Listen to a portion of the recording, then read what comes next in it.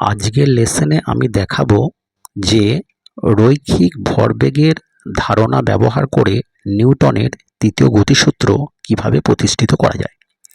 দেখো, ধরা যাক যে দুটো বস্তু, ঠিক আছে, এটা হচ্ছে একটা বস্তু এম ভরের একটা বস্তু, ঠিক আছে। এই বস্তুটা প্রথমে ইউ একটা বেগ নিয়ে চলছিল, ঠিক আছে।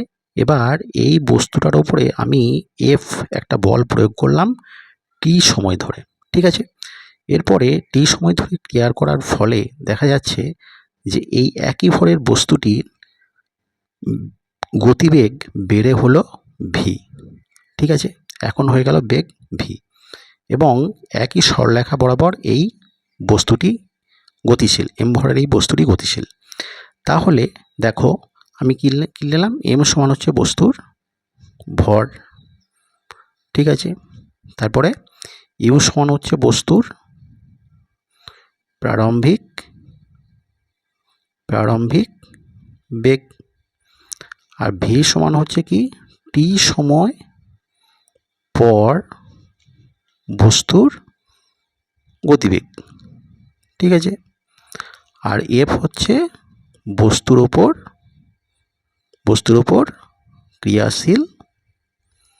ক্রিয়াশীল বল, ঠিক আছে। তাহলে দেখো, এবার দেখো বস্তুটির প্রাথমিক ভরবেগ তাহলে কত, অতএব বস্তুটির প্রাথমিক ভরবেগ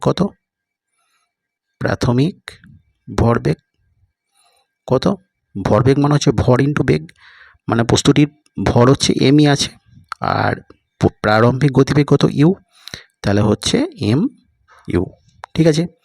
আর টি সময় পর বস্তুটির ভরবেগ কত, বস্তুটির ভরবেগ এম ভি, মানে টি সময় ধরো ক্রিয়া করেছে, তারপরে বস্তুটির প্রারম্ভিক বা ইনিশিয়াল ভেলোসিটি ছিল ইউ এবং টি সময় পরে বস্তুটির ভেলোসিটি বেড়ে গিয়ে হলো V.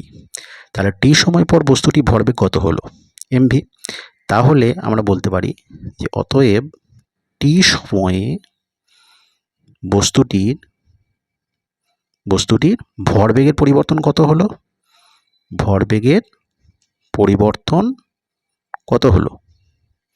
M V minus M U, তাই তো। তাহলে আমরা বলি, বা যদি বলি যে একক সময়ে বস্তুটির ভরবেগের পরিবর্তন কত হলো, M V minus M u by t, ঠিক আছে। তা সমান এমটাকে যদি আমরা কমন নিই তাহলে ভি মাইনাস ইউ বাই টি।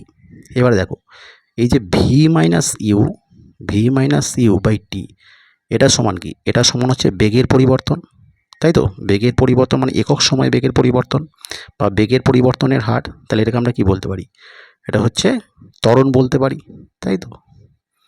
বেগের পরিবর্তন হার কি তো আমরা ত্বরণ বলি, তাই তো। বেগের পরিবর্তনের হার, সেটাকে ত্বরণ বলতে পারি। তাহলে সমান আমরা কি বলতে পারি, এম এ। হয়েছে। নিউটনের দ্বিতীয় গতিসূত্রটা কি বলছে, নিউটনের দ্বিতীয় গতিসূত্র কি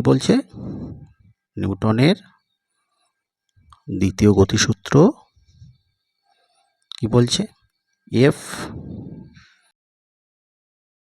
তাহলে F proportional to M A, তাই তো। তাহলে রৈখিক ভরবেগের ধারণা ব্যবহার করে আমরা নিউটনের দ্বিতীয় গতিসূত্র কীভাবে প্রতিষ্ঠিত করা হয় সেটা দেখলাম, ঠিক আছে। পরের লেসনে অন্য কোনো বিষয় নিয়ে আলোচনা করা যাবে।